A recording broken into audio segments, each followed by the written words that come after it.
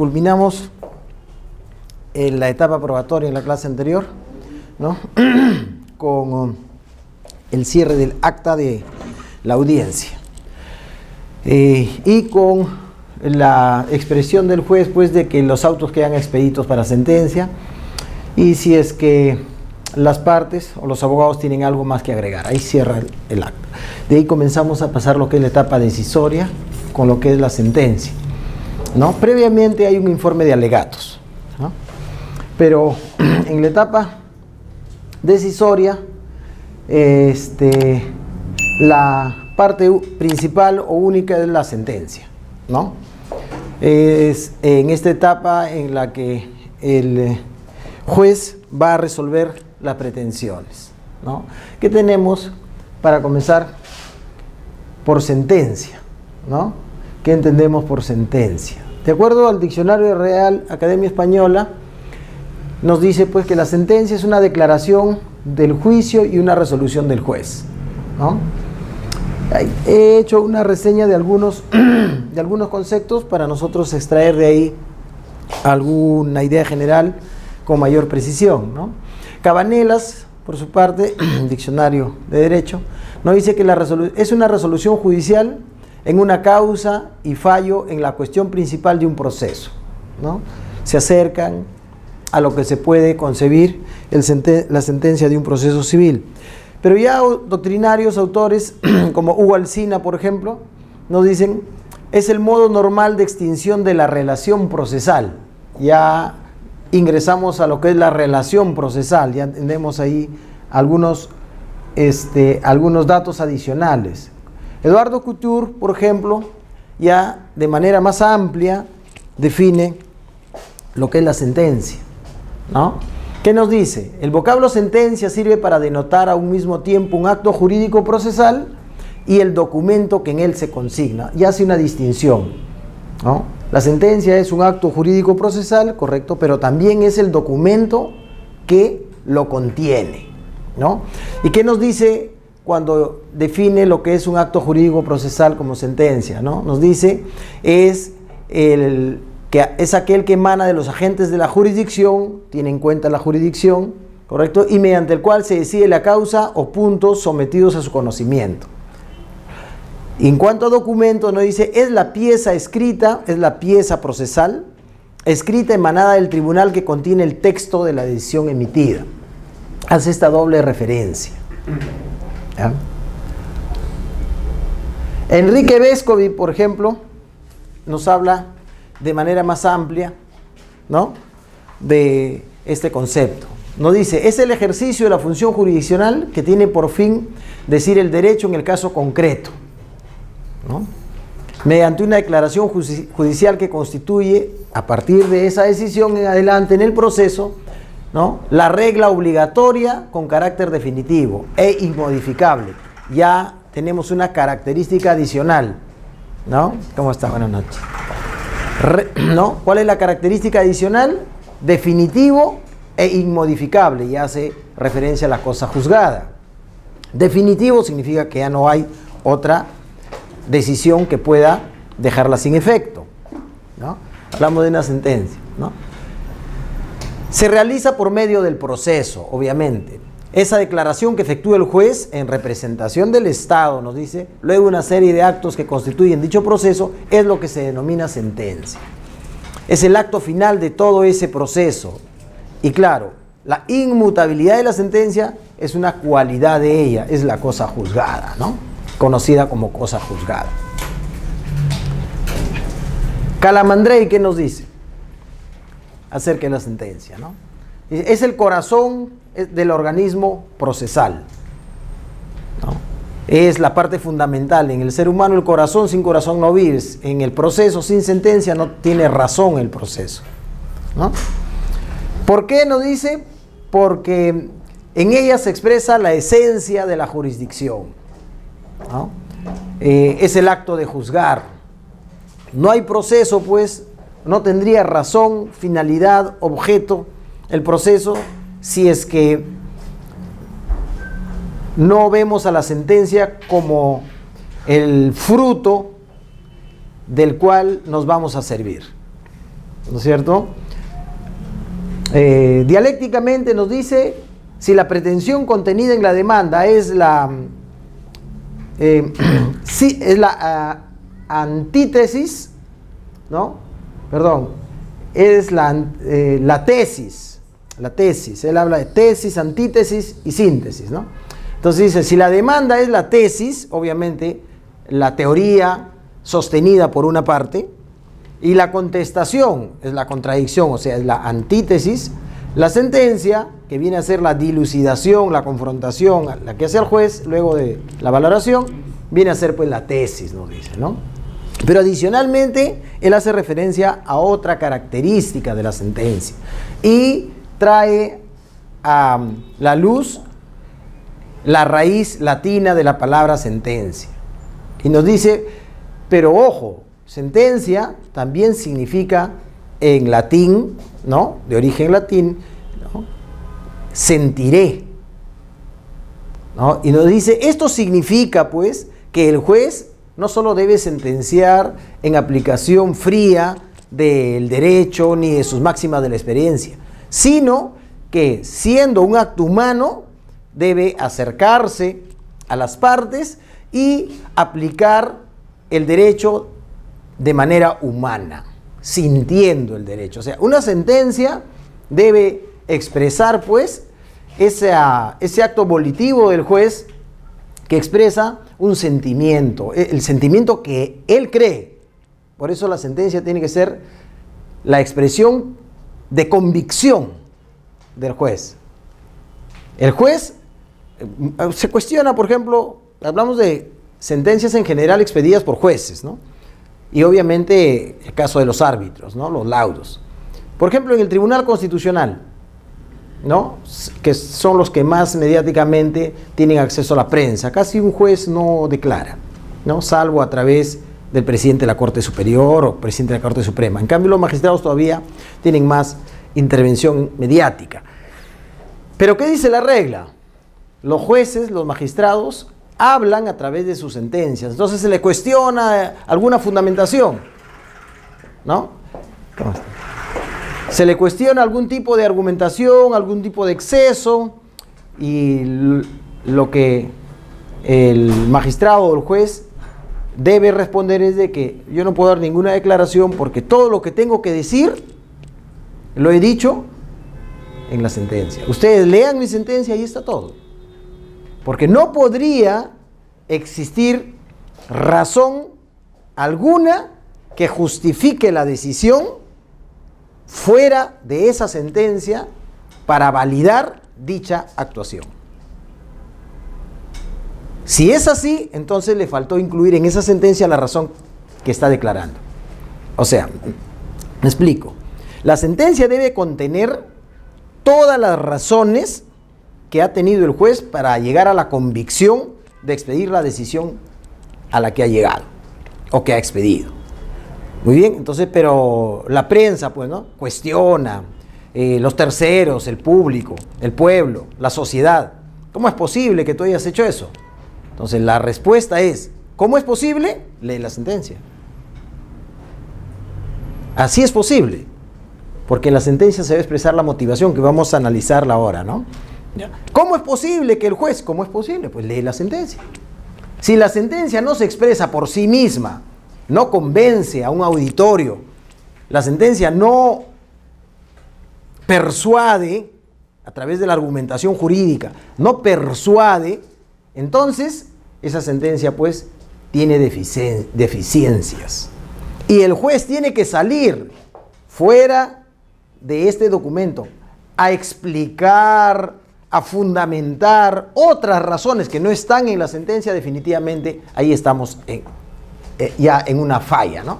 Ya hay un error ahí, ¿no? La sentencia debe expresar, pues, ¿no? Esa convicción con total claridad, certeza, precisión de la que se ha servido el juez para poder decidir como ha decidido, ¿no? Eso es lo ideal. A esto hace referencia, pues, Piero Calamandrei, ¿no? A esa característica.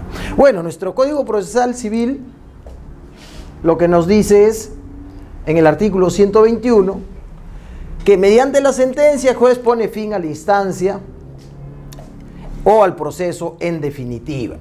Se pronuncia de manera precisa, motivada y expresa sobre la cuestión controvertida y el derecho de las partes, ¿no? Excepcionalmente sobre la validez de la relación jurídica procesal, por excepción. Pero la sentencia debe, en consecuencia, de acuerdo a nuestra norma procesal, pronunciarse por el fondo, en una palabra. ¿Qué es el fondo? La pretensión material llevada a la pretensión procesal. Sobre eso debe pronunciarse la sentencia. Elementos de la sentencia. Existen algunos elementos que doctrinariamente o de manera académica se pueden explicar, ¿no? En ellos hay, pues, elementos sustanciales internos y elementos formales o externos, ¿no? Los primeros son, pues, de contenido, en cambio los otros son de forma, de formalidad. Entre los elementos sustanciales internos, ¿qué tenemos? La congruencia, son internos, ¿no? La motivación y la exhaustividad, ¿no?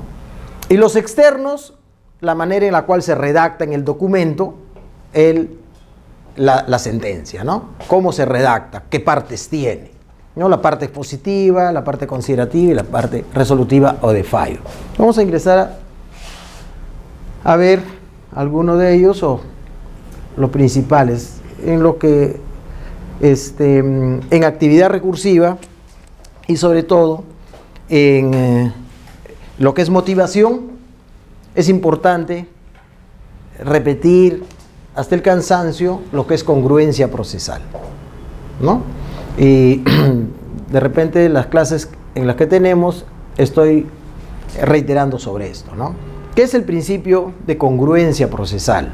Hay diversos autores que se acercan a un concepto. Yo he sacado este concepto de una casación, el recurso de casación 1308-2001 del Callao, publicado el 2 de enero del 2002. La Corte Suprema se pronuncia respecto de un recurso de casación en la que se cuestiona precisamente un fallo extra petita, ¿no? ¿Y qué nos dice, ¿no?, en esta sentencia el Supremo Tribunal o el Tribunal de la Corte Suprema? El principio de congruencia implica, por un lado, que el juez no pueda ir más allá del petitorio. Por un lado, dice, ahí hay dos extremos, ¿no? No puede ir más allá del petitorio ni fundar su decisión en hechos diversos de los que han sido alegados por las partes. O sea, no solamente es ultrapetita, extrapetita, ¿no?, o citrapetita, sino que también no puede fundar su decisión en otros hechos que no han sido invocados por las partes. No solamente es decisión, sino también su fundamentación, ¿no?, su argumentación. Congruencia procesal. ¿Y por qué esto de congruencia procesal? Porque recuerden que agotada la jurisdicción ordinaria, por congruencia te puedes ir en amparo y te tumbas la sentencia, ¿ya?, cuando hay incongruencia procesal. Entonces, no puede el juez, pues, a efectos de identificar esta lesión, esta violación del debido proceso, porque esto es contenido del debido proceso, a efectos de identificar, porque llegamos a la Corte Suprema, tenemos una sentencia, ¿no?, o una resolución de improcedencia, y lo que hay que analizar es si hay congruencia o no hay congruencia, para efectos de denunciar esa lesión en el amparo. Si obviamente no encontramos nada, ¿para qué ir al amparo? En fin, por un lado, ¿no? Y por otro, la obligación de los magistrados de pronunciarse respecto a todos los puntos controvertidos establecidos en el proceso, a todas sus alegaciones efectuadas por las partes o en sus actos postulatorios o medios impugnatorios. Es decir, también debe pronunciarse sobre todos nuestros medios impugnatorios. O sea, tiene que haber una respuesta, ¿no? No debe haber una omisión de algún medio impugnatorio. Esto está en congruencia, pues, con lo que es exhaustividad, ¿no? Porque si en el proceso tenemos algún medio impugnatorio que no ha sido resuelto, ahí tenemos una afectación, exhaustividad.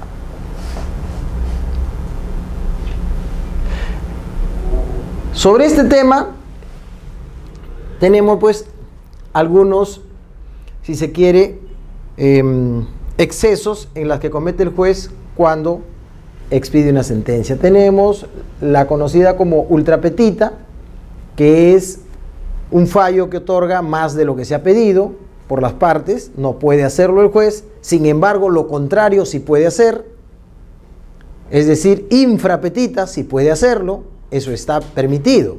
Tú pides 10, te dan 5, eso sí se puede hacer, ¿ya? Tenemos la incongruencia extrapetita, ¿no? Que es el pronunciamiento de un juez respecto a algo distinto o diferente de lo que uno ha pedido o solicitado en la demanda, ¿no?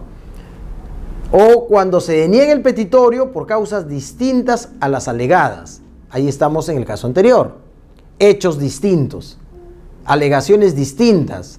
Se pronuncia el juez, pero por situaciones que se han expuesto diferentes. Entonces, ¿de dónde saca el juez esa alegación que no forma parte del proceso? Eso es extra petita, fuera de la pretensión y del proceso. Es decir, el juez funda su decisión, ¿no? Ahí sale. Muy bien. Bueno, funda su decisión en hechos no alegados por las partes, ¿no? Citra petita es aquella incongruencia en la cual el juez omite alguna pretensión, omite pronunciarse respecto a una parte del petitorio.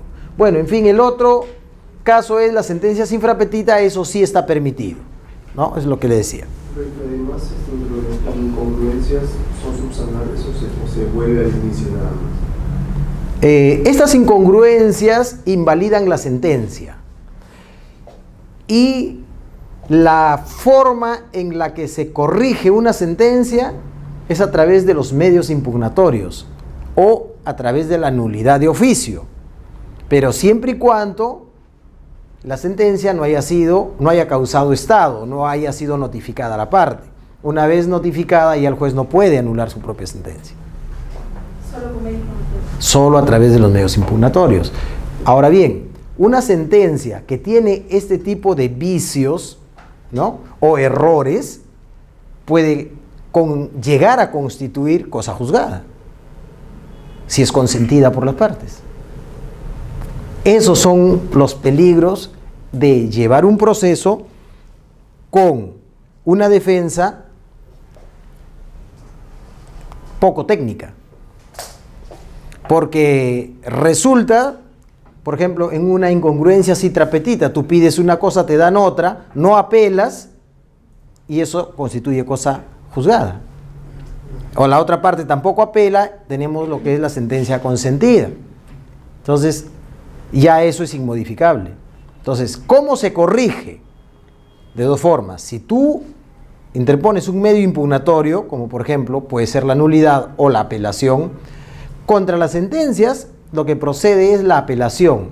Recuerden esto, la apelación, para efecto de que el superior pueda revisar la sentencia, pero por un argumento de nulidad, por un vicio, contiene invívida la nulidad. Es decir, no necesitas tú deducir la nulidad de la sentencia. Con la apelación puedes argumentar nulidad. Y arriba la pueden anular en la segunda instancia. ¿Ya? Pero si tú deduces nulidad de la sentencia, no es apelación. El juez se pronuncia y dice no hay nulidad y se te pasó el plazo para apelar, porque ya tendrías tú que impugnar el auto que resuelve tu nulidad, ya no la sentencia. Entonces, si tú quieres apelar de la sentencia, ya sea por vicios intrínsecos o extrínsecos, ¿no?, tienes que interponer lo que se denomina pues el medio impugnatorio adecuado, que es la idoneidad del medio impugnatorio. Y en este caso sería pues la apelación, ¿no? A eso va. Exhaustividad es el otro elemento intrínseco o interno o sustancial de la sentencia. Se le considera por algunos autores como parte del principio de congruencia, pero no es así. Este es un principio que es autónomo, independiente de lo que es congruencia. ¿En qué consiste? ¿No? En la obligación del juez de revisar todo el proceso a efectos de que no exista algún vicio que pueda invalidar posteriormente su decisión. Es decir, pronunciarse por todas las excepciones que estuvieran planteadas, revisar si el saneamiento procesal se ha hecho correctamente, resolver los pedidos de nulidad que se hayan presentado,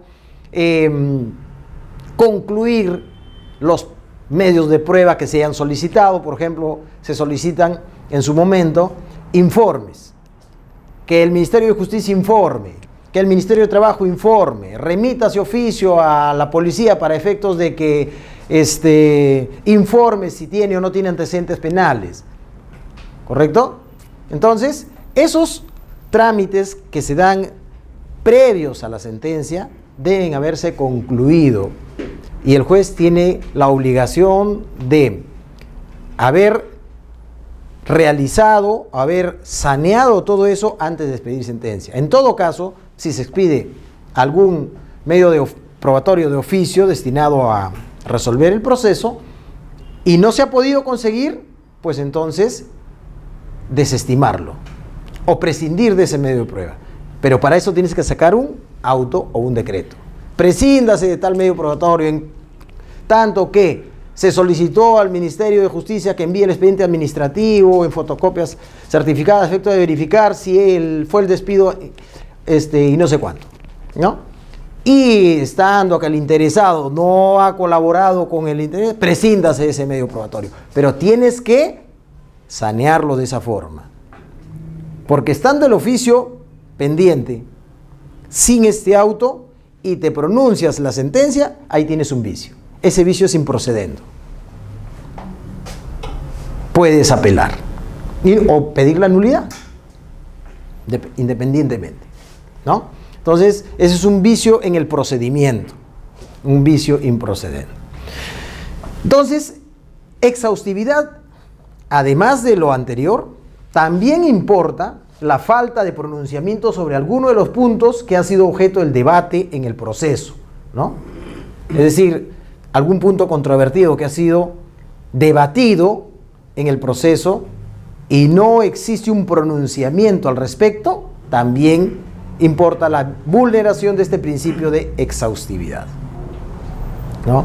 En consecuencia, estos tres requisitos tienen que analizarse con profundidad a efecto de verificar si es que la sentencia ha sido expedida, ¿no? Válidamente o no, ¿no? Si la sentencia cumple con sus requisitos internos y externos. Como hemos visto, la sentencia es un acto procesal dictado por el juez, ¿no? Un acto jurídico procesal se dice. Es un acto jurídico procesal que tiene requisitos, como todo acto jurídico, ¿no? Requisitos internos y requisitos externos. Los requisitos internos son estos, ¿no?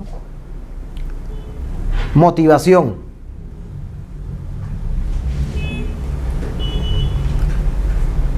Hemos visto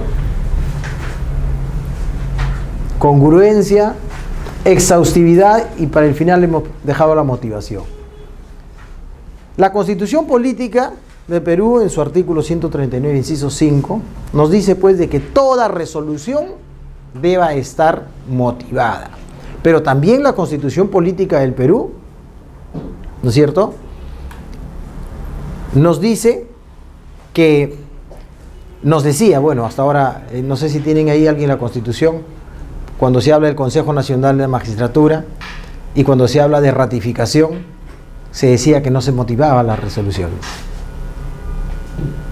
¿no? Y ahí había pues una antinomia. Por un lado te decía el 139.5, todas las resoluciones deben ser motivadas, y por otro te decían que resoluciones de la trascendencia del Jurado Nacional de Elecciones, del Consejo Nacional de la Magistratura, en la ratificación, estas no podían ser motivadas, ¿no? Entonces ya el Tribunal Constitucional ingresa, ¿no?, a hacer una interpretación en aplicación del principio congruencia, ¿no?, en la interpretación de la Constitución, y determina pues de que no es tan cierto de que exista algunos entes que puedan expedir alguna resolución sin motivar. Y el criterio del tribunal es pues de que ninguna resolución, ninguna decisión, ya sea esta administrativa, arbitral, jurisdiccional, de cualquier órgano, pueda carecer de motivación. La motivación que está ausente en alguna decisión es decisión arbitraria.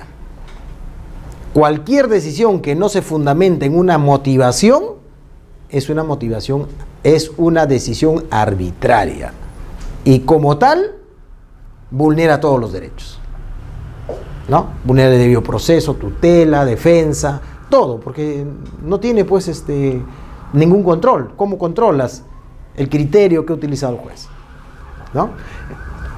En doctrina, generalmente se admite que el debido proceso exige, entre otros, que el juez al final del proceso expida una sentencia arreglada a derecho o una sentencia razonable, ¿no? Una sentencia arreglada a derecho o una sentencia razonable, ¿ya?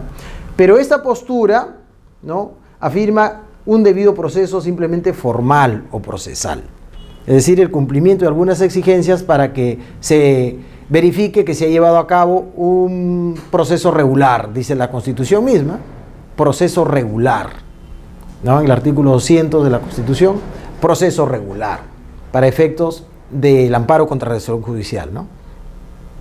Y también allí, en el amparo contra resoluciones judiciales, ¿no?, antes del Código Procesal Constitucional, se aboca el Tribunal Constitucional gracias a una interpretación contrario censo, porque la anterior ley 23.598 y la 23.506 de la ley de habeas corpus y amparo te decía pues de que no procede el amparo contra resoluciones judiciales emitidas en procedimiento regular, ¿no?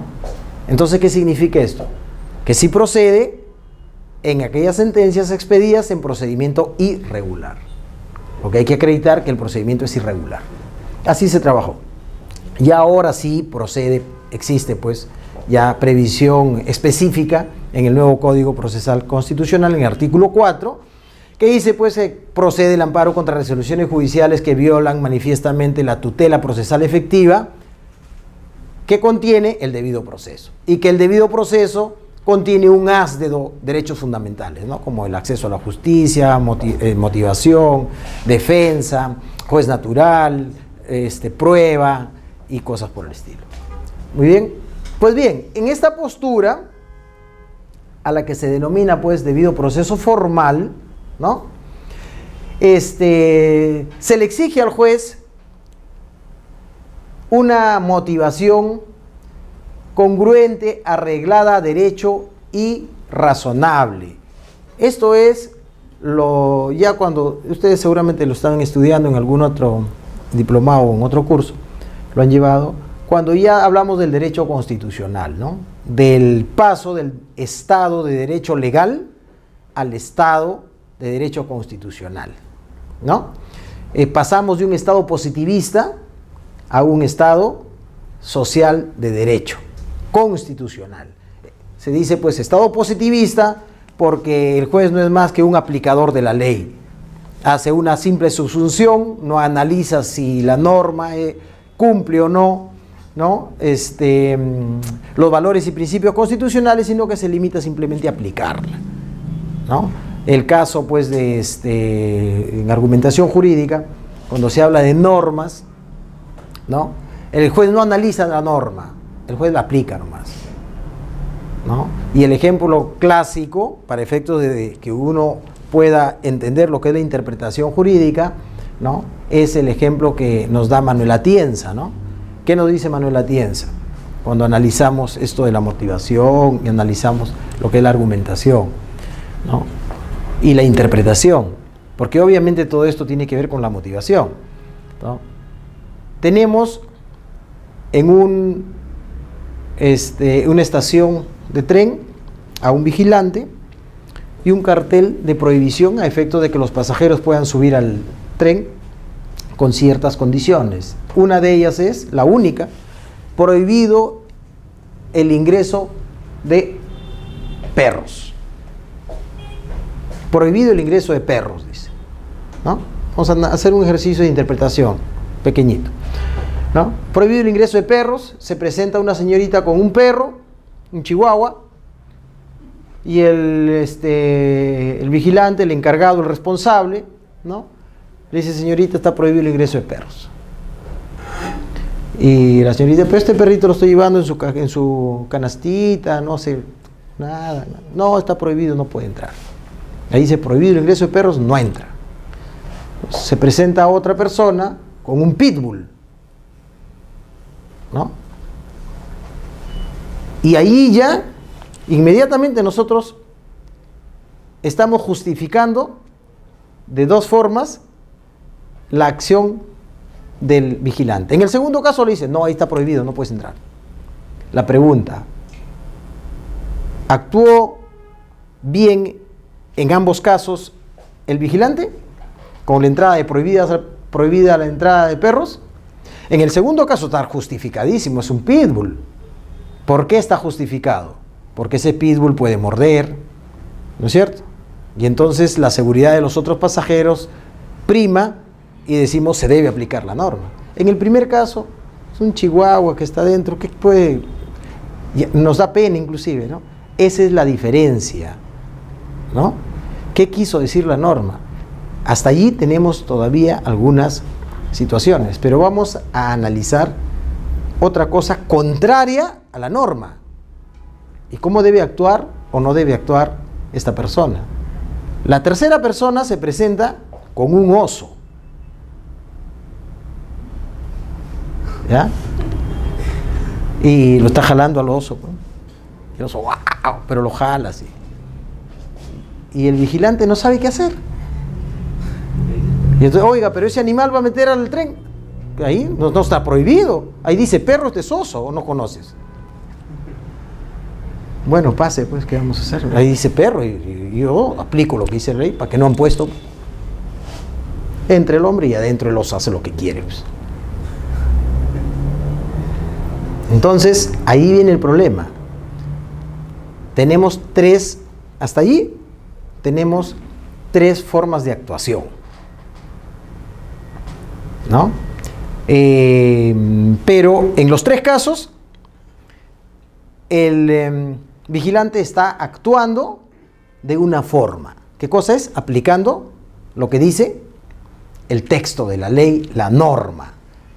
Pero no analiza la interpretación de la norma, porque no hace un análisis teleológico, no hace un análisis de los fundamentos por los cuales se creó la norma, ni cuál es la finalidad de la norma, para qué sirve, para qué se ha puesto la norma.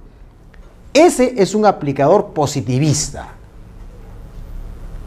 Ese es el juez al que en el Estado legal de derecho se le ha recusado. Ese es el juez del que ya se prescindió, ¿no? ¿Y cuándo se ha prescindido?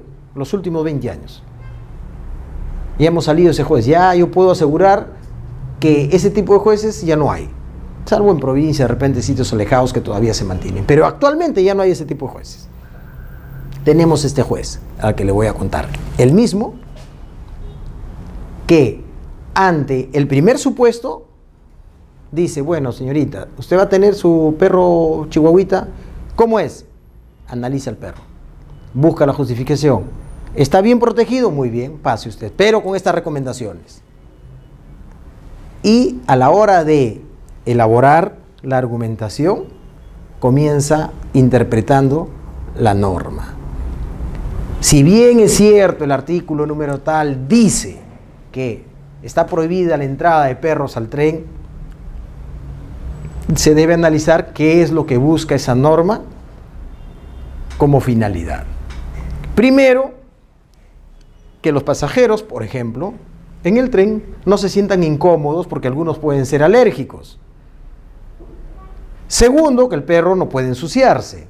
Tercero, que el perro no pueda ser un elemento peligroso y que pueda causar daño a los pasajeros. Es decir, proteger a los pasajeros, busca protegerlos. Entonces, de acuerdo a esta argumentación y este análisis, él encuentra que la prohibición lo que busca es proteger a los pasajeros de los peligros que pueda tener no solo el perro, sino cualquier animal. Que como el perro, ¿no?, pueda ingresar a el bus o al metro o al tren y pueda causar algunos problemas. Allí, por ejemplo, en esa función, el juez se ha alejado de la aplicación mecánica, de la aplicación subsuntiva de la norma. Perro, no importa chiquito o grande, no. Perro, prohibición, no entra. Y dice, bueno, en este caso la señorita trae al perro con todos los cuidados necesarios, como por ejemplo, tiene esto, y para efectos de que no cause ninguna molestia por alguna alergia, tiene un spray antialérgico y que lo está rociando en mi presencia. Espiral antialérgico. Entonces, analizado la alergia, analizada la peligrosidad, analizado el peligro que puede, no tiene ninguno. En consecuencia, puede ir la señorita acompañada con su perro. ¿Desobedeció la ley? Lo que pasa es de que él buscó la interpretación correcta de la ley. ¿Cuál es la finalidad de la norma? ¿No es cierto? Y donde dice, está prohibido, él dice, no, está prohibido para ciertos animales. Para este no, hace una excepción. Crea una norma. El juez es creador del derecho. Crea una norma. Oso. Oiga, un momentito, ahí dice perros. ¿Cómo me vas a prohibir la entrada de oso? ¿Tú vas a crear la ley? ¿Cómo le dices no cuando te autoriza que sí? Entonces, hacemos el mismo ejercicio. El juez hace esa motivación, hace el mismo ejercicio. Si bien es cierto, si para los perros está prohibido, con mayor razón para un león, para un tigre o para un oso, pues. Porque son animales salvajes, silvestres, que no tienen ningún tipo de posibilidad de ser domésticos. ¿No? Por su naturaleza, y haces toda la descripción. En consecuencia, si bien es cierto, la prohibición dice perros, también debe entenderse que es para cualquier otro animal peligroso que pueda causar los daños que causa un perro peligroso en el tren. En consecuencia, a partir de esa interpretación, ya los osos están prohibidos, a pesar que la norma te dice que no. Muy bien. Es esta la interpretación, ¿no?, de la norma que trae, pues, la argumentación jurídica y que trae la recusación del positivismo, de la aplicación subsuntiva, positivista. No, tú eres positivista, pues no, o sea, dogmático, ¿no? Tú eres dogmático, no vas a salir de blanco y negro, para ti no existen otros colores, blanco y negro. Muy bien, como les decía, sí. Por ejemplo, las personas que están en estado etílico y por ejemplo quieren ingresar al tren, ese es el que ha salido de la línea 1, un administrador de esa empresa me dice que se han preguntado, parece que no se le puede prohibir el uso del servicio público que está en estado etílico, ¿no? Pero en este caso me dice de que hay un segundo nivel, porque el tren está en la parte superior. Y cuando viene en estado etílico le dice que su argumento es que por medidas de seguridad, por ejemplo que el tren está en la parte superior, al tener que trasladarse en la parte de arriba y tener los rieles, hay un riesgo que la persona que está en estado etílico se puede caer o tropezar, por la cual no dejan ingresar a las personas que están en estado etílico. En caso de que una persona, por ejemplo, que tendría inconvenientes por lo que es la privación de libre tránsito. Claro, ahí hay obviamente una argumentación, ¿no? Pero el tema es la ponderación, pues. Ahí vamos a tener que ponderar algunos valores, ¿no? Seguridad, ¿no? En qué medida una persona en estado etílico, ¿no?, puede ser un peligro para su propia seguridad, en un contexto en el que se tiene que trasladar o discurrir por escaleras mecánicas, por desniveles, por pasadizos angostos y cosas por el estilo, ¿no? Pero ahí tiene que haber niveles, pues. Sí, ¿no? parece que hay un nivel. Porque No, me refiero niveles de prohibición. sí, lo que pasa es que la MN dice que en la parte de todas las estaciones, en la parte principal, dice que está prohibido el ingreso de personas en estado etílico, en la parte principal. Pero a pesar de ello, a veces vienen varios abogados que también vienen en estado etílico y les dicen de que no pueden atentar con su derecho de libertad de tránsito. Sí. Se entiende, pues, entiendo que sí, bueno, pero a veces vienen demasiado estado etílico. Ahí viene el asunto, pues. O sea, precisamente ahí viene el asunto. La prohibición es demasiado radical. Esa prohibición tiene que tener algunas modulaciones que las debiera hacer el aplicador de la prohibición, que en este caso es el vigilante. Ellos tienen un administrador. Claro, pero el aplicador, ¿quién es el aplicador? Finalmente el aplicador es el vigilante, el que está ahí afuera mirando, ¿no? Pasa, no pasa, ese es el que va a aplicar. El resto ya es una cadena que van a corroborar simplemente lo que él ha dicho, porque nadie le va a dar la contra, ¿no? Todos van a decir sí, hasta arriba, ¿no? Entonces, ese aplicador tiene que tener preparación, pues. Desgraciadamente, el aplicador en nuestro medio es una persona que carece de esa preparación por el sueldo, simplemente, pues.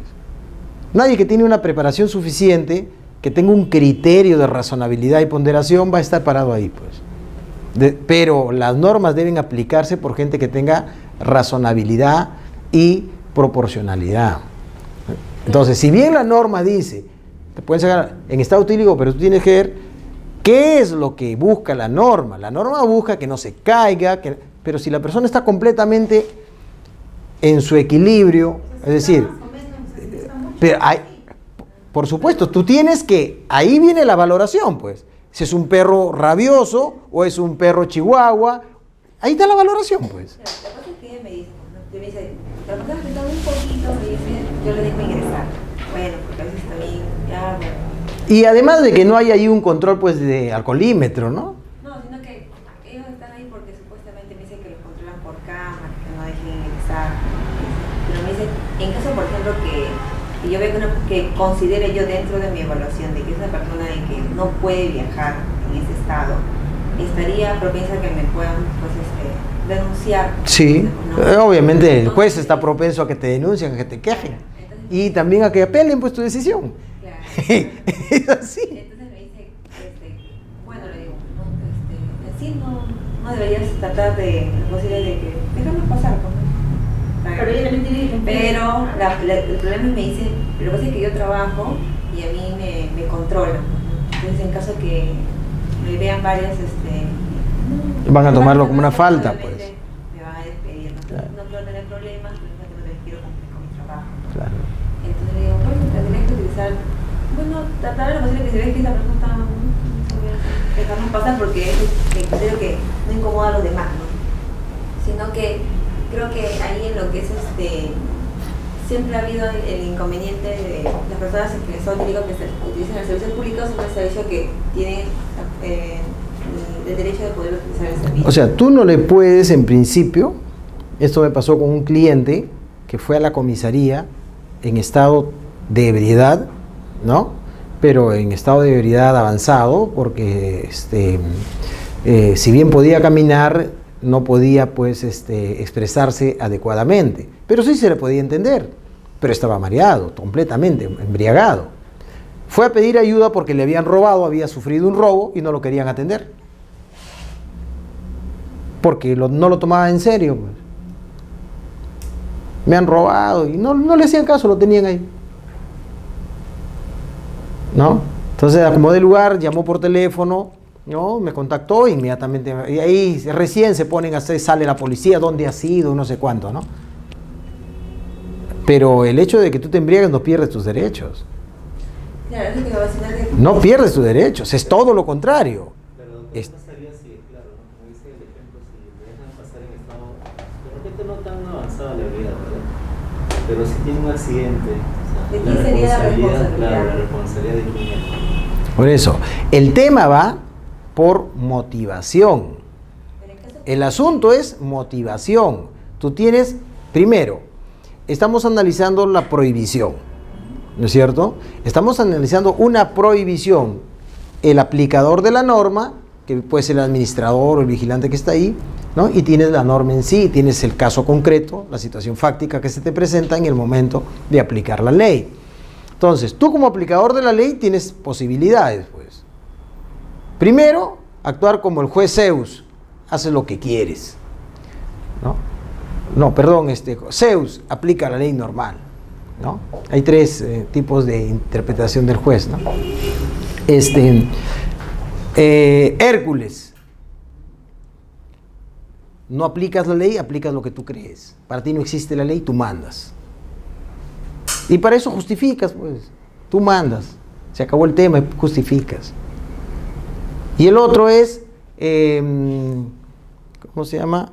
El que tiene las alitas en los pies, ¿cómo se llama? ¿Cómo se llama? Bueno, el tercero, ¿no? Y el tercero es aquel juez discursivo, argumentativo, persuasivo. No. Con alitas, ¿no? No, en el pie, sí, en los pies tiene dos alitas, que es el que se encargaba de llevar y traer las noticias en el Olimpo, ¿no? Manuel Atienza en argumentación jurídica hace ese tipo de ejemplos, de analogías, ¿no? Y hay toda una postura y hay la reglamentación, ¿no? Entonces, el asunto es que tú adoptes alguna de las tres formas, pues. O te vuelves positivista, mareado, no pasa. Tú ves, pues, demándame. Ahí dice prohibición, dice prohibido y yo estoy cumpliendo mi trabajo. Se acabó el asunto, no tienes problemas. ¿No es cierto? O sea, ya es una decisión que tú tienes que tomar, ¿no? Entonces, aplicas a 100% la norma, le das una excepción, la excepción puede estar establecida en función de la seguridad de su propia persona, si constituye o no su estado etílico un peligro para su propia persona de acuerdo al contexto en el que se va a desarrollar, ¿ya? Y el tercero es de que no le hagas caso a la norma y lo dejas pasar a todo el mundo, ¿no? Entonces, ahí hay una posición que uno toma, pues, ¿no? Ahora, la recomendable es obviamente la del juez argumentativo, de la persona que sabe argumentar y sabe evaluar las cosas, ¿no? O que tiene criterio, pues, ¿no? No, si tú ves que obviamente se conduce perfectamente bien, sería pues un exceso, sería pues de manera, si se quiere, positivista, que a pesar de que el perrito chihuahua no contiene ningún peligro, no dejas pasar a la señorita con su chihuahua, pues. A pesar de que está completamente protegida, que el perro no, que le han rociado con su spray antialérgico y mil cosas, ¿no? Entonces, esos detalles uno tiene que verificar, pues, ¿no? En este caso concreto habría que ver cuál es el estado etílico, cuál es el estado de embriaguez en el que está. Mucho va a depender de eso, ¿no? Y claro, la primera es prohibición, no pasa, pues que es lo que todo el mundo hace. Y genera pues ese tipo de incomodidades, ¿no? Doctor, discúlpame si la administradora le dice, bueno, creo que estás más o menos, puedes pasar, pasa, pero le dice que de todas maneras hace el alcance de que está prohibido el ingreso en estado etílico, que va a ingresar bajo su responsabilidad. Y dentro de las instalaciones sufre un accidente de tránsito. Bueno, porque a veces se golpean contra la puerta, lo que me dice. Yo le digo, entonces en ese caso asumiría la responsabilidad del usuario, a pesar que se le indicó de que por su seguridad no ingresar. Claro, el asunto es de que no, que ella como me dice, el asunto es allí que no has hecho una adecuada evaluación, pues, ¿no? Tan simple como eso. No has hecho una adecuada evaluación de las posibilidades de que se pueda conducir solo, ¿no? Porque falló, pues tu prognosis falló, ¿no? Ahí viene el tema, ¿no? Hay que hacer una adecuada evaluación. Si es que existen dudas, aplícale la ley nomás, pues, ¿no? El tema es de que sea convincente en los hechos, pues. yo vi otra salida, que en caso de que tenía por lo menos una persona la grabó. Obviamente, si hay algún acompañante, se solucionó todo, ¿no? Sí. Si viene solo es una cosa, pero si viene con alguien ya se solucionó todo, el que lo está acompañando y asume pues la responsabilidad, ¿no? Bien, decíamos entonces, para algunos la motivación es equivalente a la fundamentación. Y en virtud de ello se dice que la motivación es la fundamentación fáctica y jurídica de la decisión del juez, ¿no? Sin embargo, este concepto de motivación, de que fundamentación fáctica, jurídica, razonable, conforme a derecho, sin embargo, esta concepción desconoce algunos principios contemporáneos, ¿no? Algunos principios, como por ejemplo, ¿no?, los valores y principios y fines del derecho objetivo. Porque adicionalmente hay que analizar pues cuáles son los valores, los principios y fines del derecho objetivo. O sea, el derecho no está ahí, si se quiere, como un rompecabezas. Tiene un origen, tiene una finalidad, busca una finalidad, busca un objetivo. Y entonces tampoco puedes irte en contra de lo que dicen esos objetivos, ¿no?, esos principios. ¿Y cuáles de estos principios se desconoce con un concepto limitado a una motivación conforme a derecho? ¿No? Es principalmente el valor justicia. Es decir, está bien, tú puedas resolver un conflicto de intereses intersubjetivo de manera motivada, pero sin olvidarte del valor justicia. Es decir, que es pertinente preguntarse, ¿no?, ¿tiene el deber de expedir una decisión justa o solo tiene el deber de expedir una decisión motivada? ¿Hay diferencia? Una cosa es motivar, puedes motivar, y otra cosa es que esa motivación obedezca a un valor justicia. Porque tú puedes fundamentar bajo un mismo tema 4 tipos de fundamentaciones al gusto del cliente, ¿no?, y que de hecho se produce, ¿no? En un expediente pueden salir tres tipos de decisiones: fundada, infundada, improcedente, hasta 4, nulo, yo qué sé, ¿no? Pero, y bien fundamentadito, pero esa fundamentación obviamente desconoce uno de los principios fundamentales, que es el principio del valor justicia, ¿no? Entonces, ante la pregunta de si esta motivación de una decisión debe ser justa o no, bueno, la respuesta es obviamente positiva, ¿no? Obviamente que sí. Y analizando pues la motivación de las decisiones judiciales, esta contiene un conjunto de causas, ¿no? Por ejemplo, causas psicológicas que determinan su decisión, así como las razones de hecho y de derecho que se sustenta en ella. Cuando se habla de causas psicológicas, nos referimos a lo que se conoce en argumentación como la motivación psicológica en el contexto de descubrimiento, ¿ya?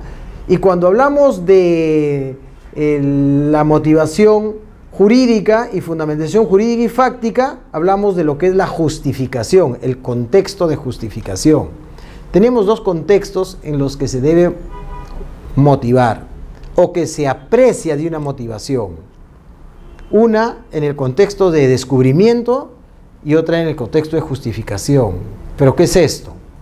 Muy bien, hay algunas decisiones que se justifican en el contexto de descubrimiento. ¿Qué cosa es? En las razones originadas en la psicología del juez. Es decir, el juez al momento de sentenciar lo hace no en función del derecho objetivo, de la interpretación del derecho, los principios constitucionales, sino lo hace en función de sus convicciones religiosas, políticas, de grupo, de club, o sus patologías, ¿no? Por ejemplo, si tenemos un juez que en el caso de Karen Mañuca, ustedes han estudiado el caso de Karen Mañuca, amparo por cambio de sexo, nombre de hombre a mujer. Si tenemos un juez homofóbico, en el caso de Karen Mañuca, que está pidiendo que en vez de Juan Manuel se le llame Karen Mañuca y que cambien en su DNI ese nombre y en vez de masculino le pongan femenino, obviamente vas a tener un juez que antes de leer las pruebas ya tiene una decisión. Porque es homofóbico. No significa que haya analizado, ¿no?, la pretensión. Pero en ese contexto de descubrimiento, por eso, contexto de descubrimiento, porque analizamos que la decisión del juez ha obedecido a una motivación diferente.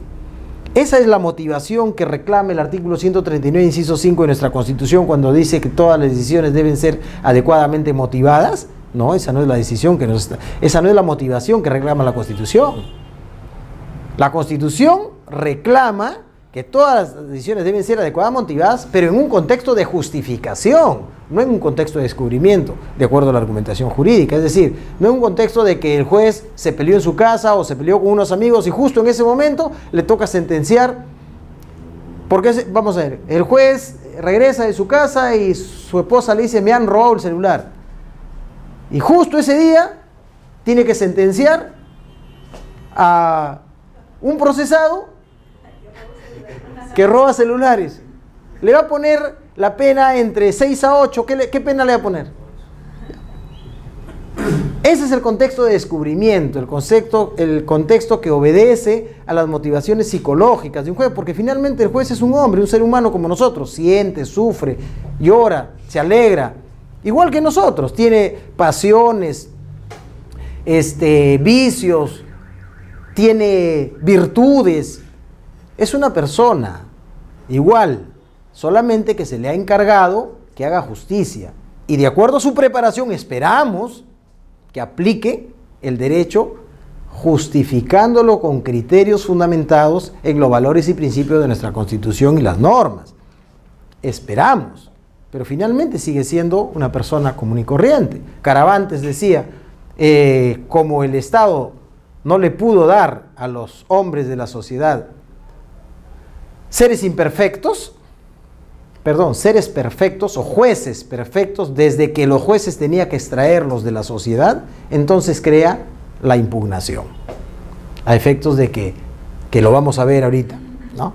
A efectos de que la decisión de un juez pueda ser revisada por otros. ¿Por qué? Porque el juez, como ser humano, imperfecto, falible, puede equivocarse o puede fundamentar sus decisiones en este tipo de justificaciones, ¿no? Influenciado por situaciones distintas a las motivaciones fácticas y jurídicas, ¿no? Distintas a ellas.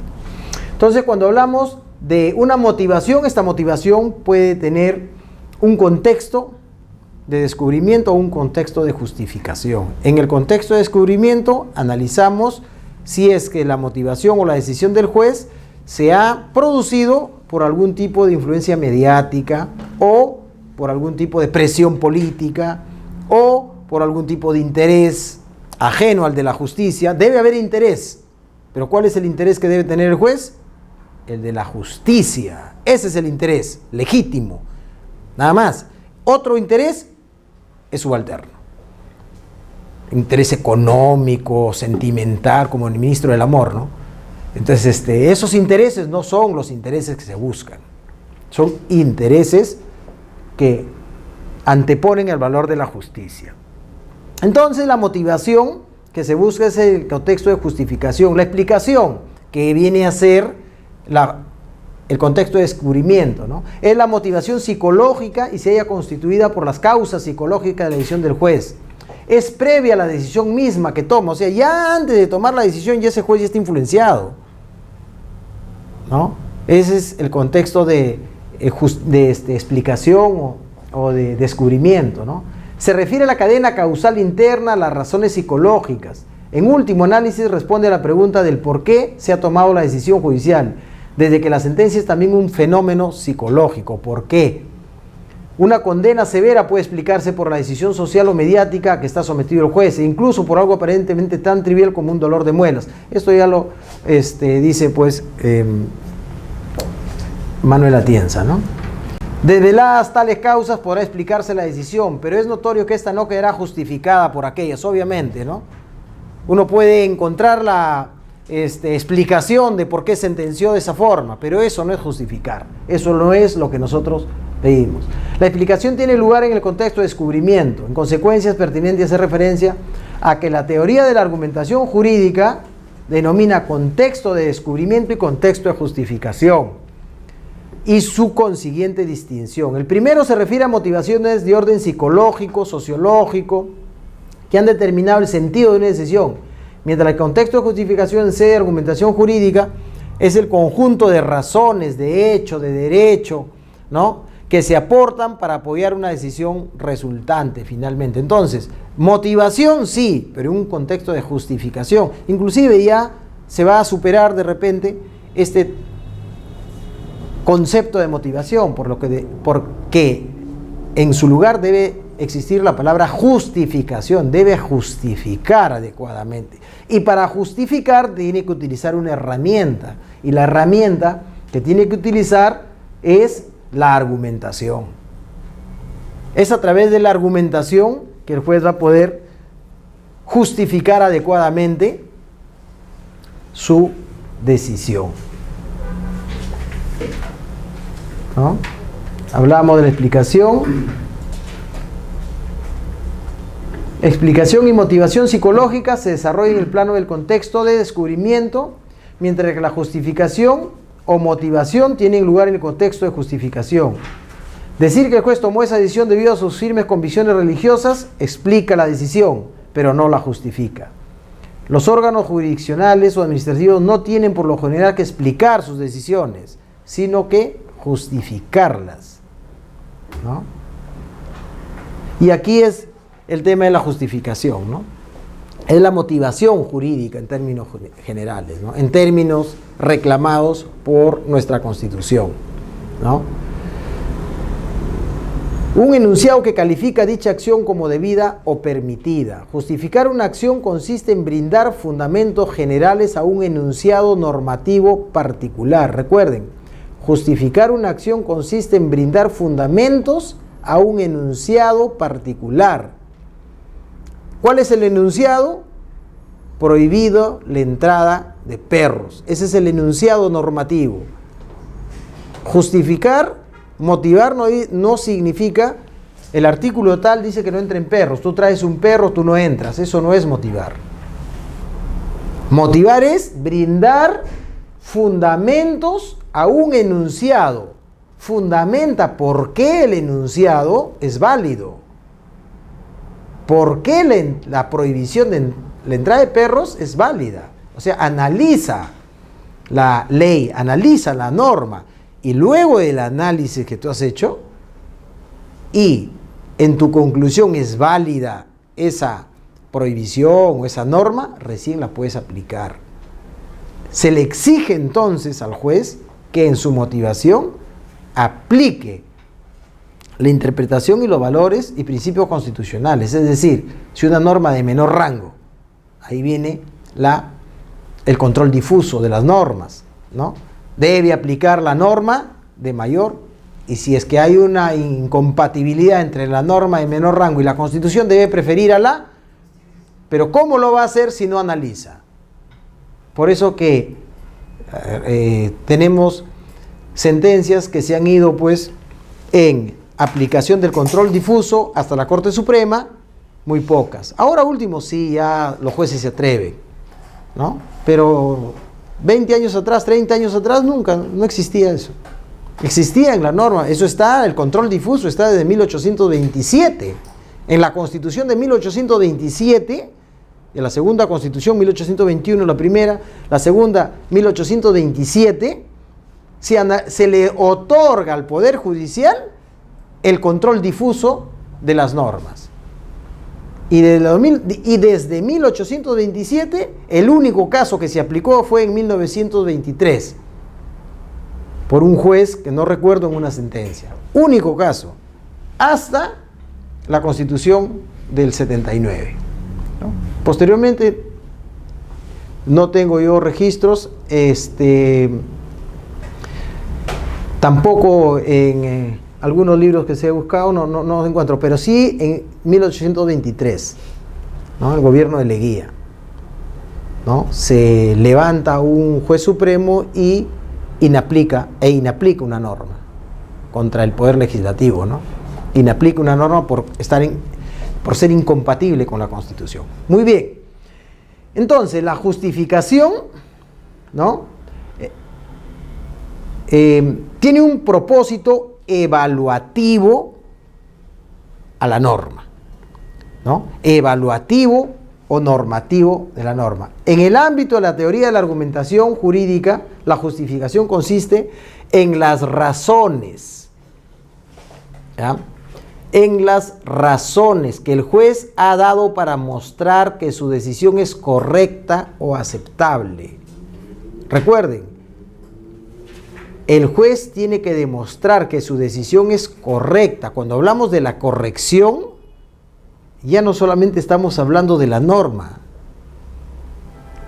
Ya el derecho ha dejado de ser solo el derecho positivo, sino que el derecho que se aplica ya ha pasado a contener el conjunto de los valores sociales, como la moral, la ética y la justicia, para ser aplicado. Anteriormente, en el Estado legal, el derecho era distinto que la moral. Y eso es lo que en la mayoría de los casos se explica, pues, ¿no? En el pregrado. El derecho y la moral son dos cosas distintas. Eso nos han explicado. Pero actualmente, en el neopositivismo, ¿no? Ya no el positivismo, en el neopositivismo o el neoconstitucionalismo, ya el derecho no puede ser ajeno a la moral, pues, porque un derecho inmoral no es derecho, ¿no? O sea, ¿qué es lo que ya no solamente es derecho, pues? O sea, el derecho hay que analizarlo, porque la propia Constitución te lo dice. Tienes que compatibilizar la norma con la Constitución, y si es que te están dando las facultades para que inapliques la norma que se opone a la Constitución, tienes que hacer una valoración. ¿Y qué es la Constitución? La Constitución es el conjunto de valores y principios que rigen una sociedad. Valores y principios. Ya no hablamos de normas, la norma está por debajo. Entonces, allí el tema, ¿no?, de la interpretación y de la aplicación del derecho en esta parte de lo que es motivación, ¿no? Para nosotros la justificación tiene por finalidad que el juez muestre que la decisión tiene razones de hecho y de derecho que sustentan una sentencia objetiva y materialmente justa. Esa es una debida motivación.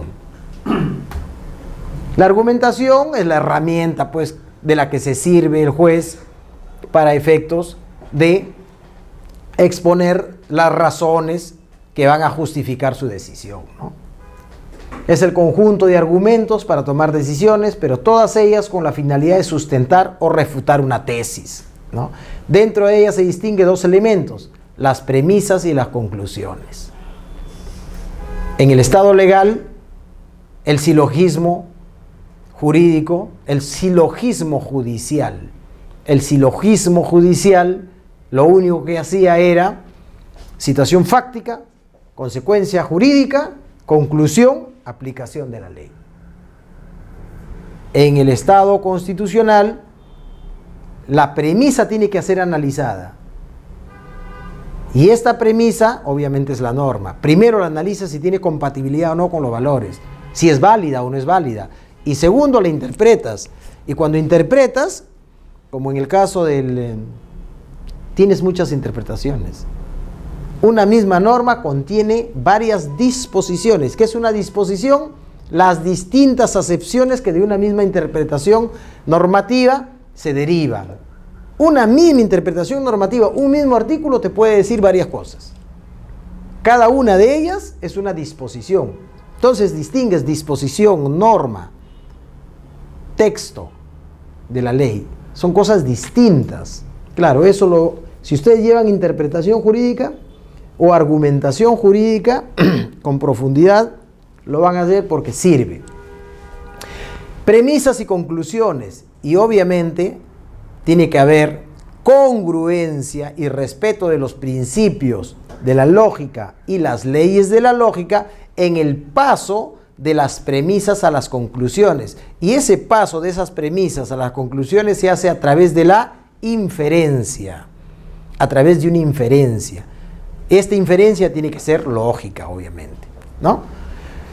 Con ella se puede controlar. ¿Para qué esto? Para poder controlar los criterios empleados por el juez y saber si esos criterios son válidos o no. Eso es motivación. Si los criterios que el juez está utilizando son válidos o no son válidos. Obviamente, si no expone ningún criterio, ya pues estamos en el estado o en el contexto de descubrimiento, ¿no? Que obedece a otras razones, pues, ¿no?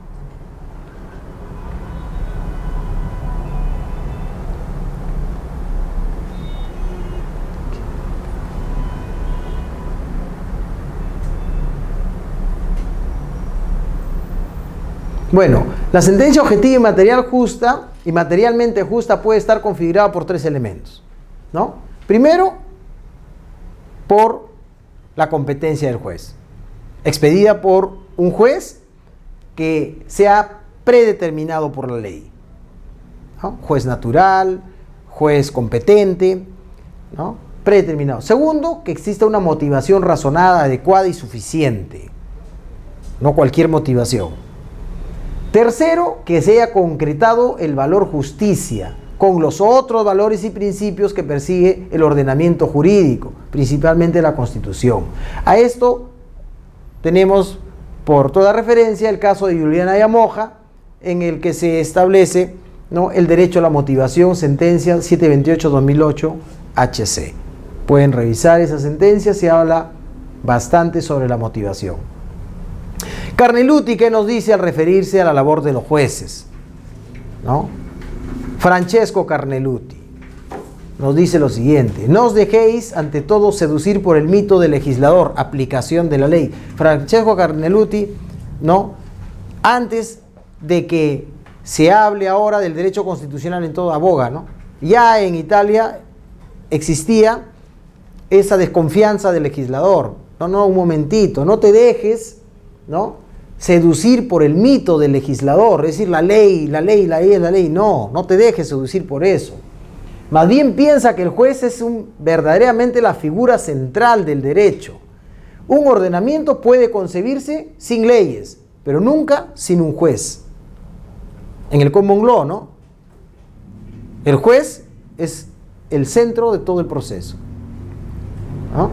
No hay códigos, como acá, pero el juez resuelve los juicios. Es bastante más preferible, nos dice, para un pueblo tener malas leyes con buenos jueces,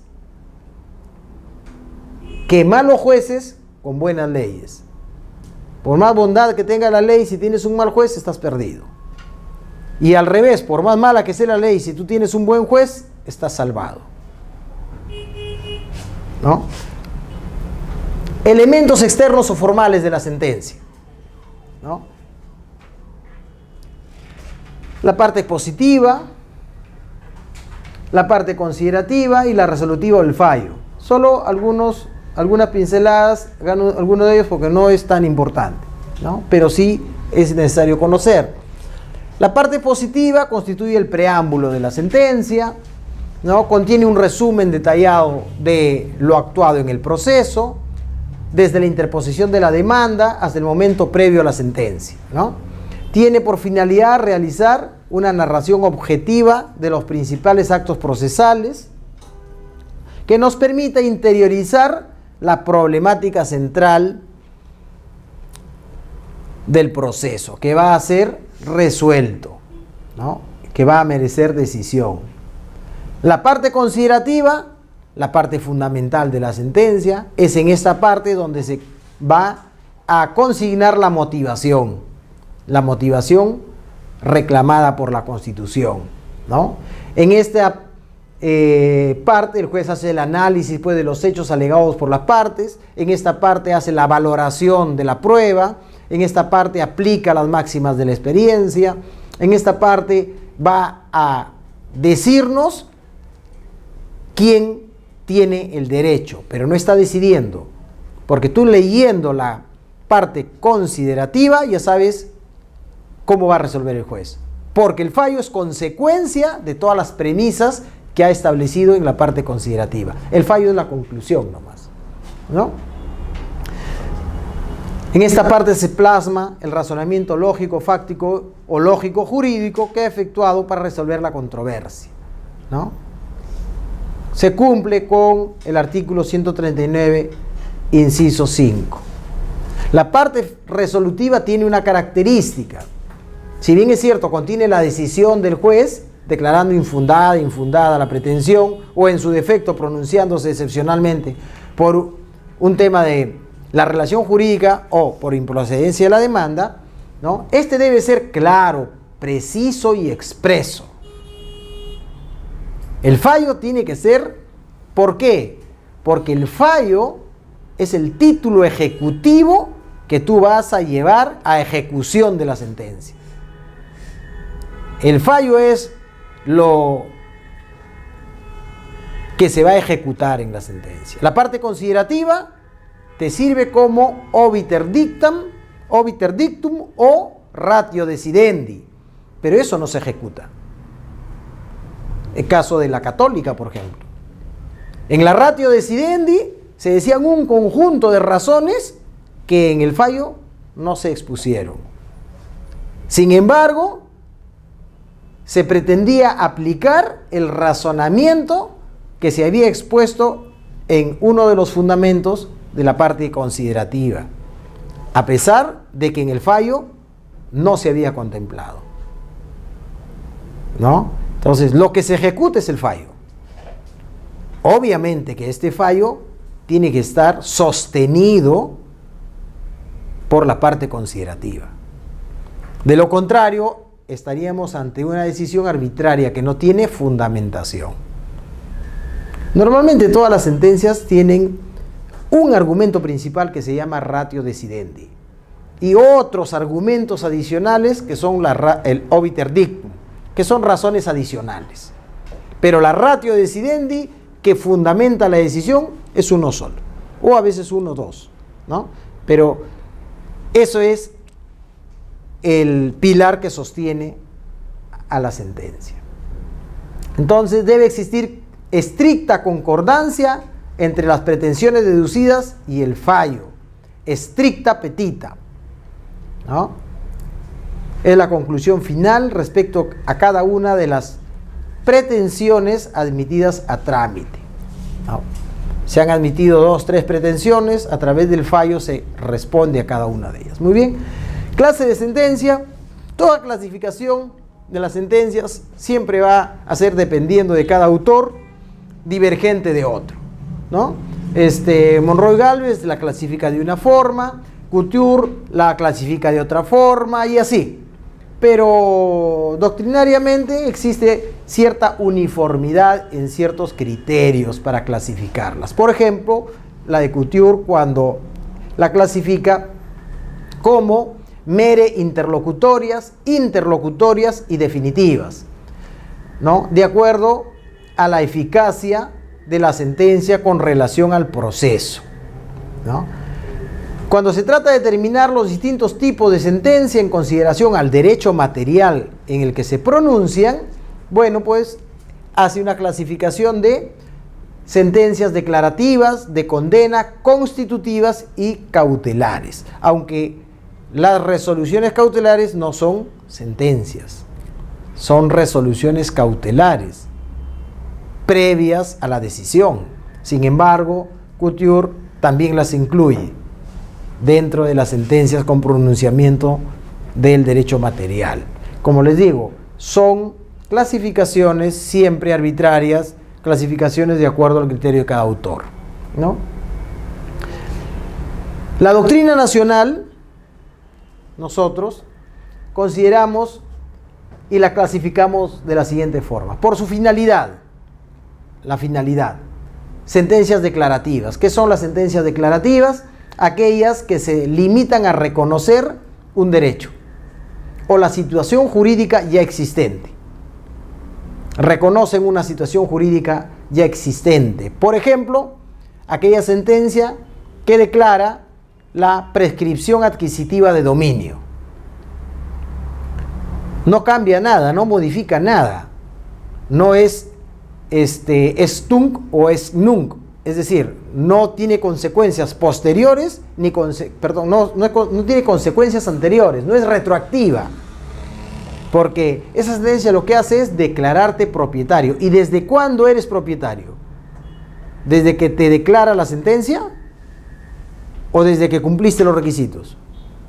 Porque el Código Civil lo que te dice es, se adquiere la propiedad por prescripción adquisitiva de dominio o la usucapión por el transcurso del tiempo. Mala fe, 10 años. Buena fe, 5 años. Título y buena fe, justo título, buena fe, 5 años. Pero adicionalmente, posesión pacífica, pública, ¿no? Y de buena fe, ¿no? 5 años. Pero si no, posición pacífica, pública y transcurso de 10 años, eres propietario. Si tú vas al juicio después de 20 años, ¿desde cuándo eres propietario? Desde que cumpliste los 10 años. Entonces, esa sentencia que te declara propietario después de 20 años es declarativa. Reconoce una situación de hecho ya existente. Pero si se opone después, a pesar que tiene 20 años, Bueno. cuando se da, por ejemplo, tiene 30 años, ¿no?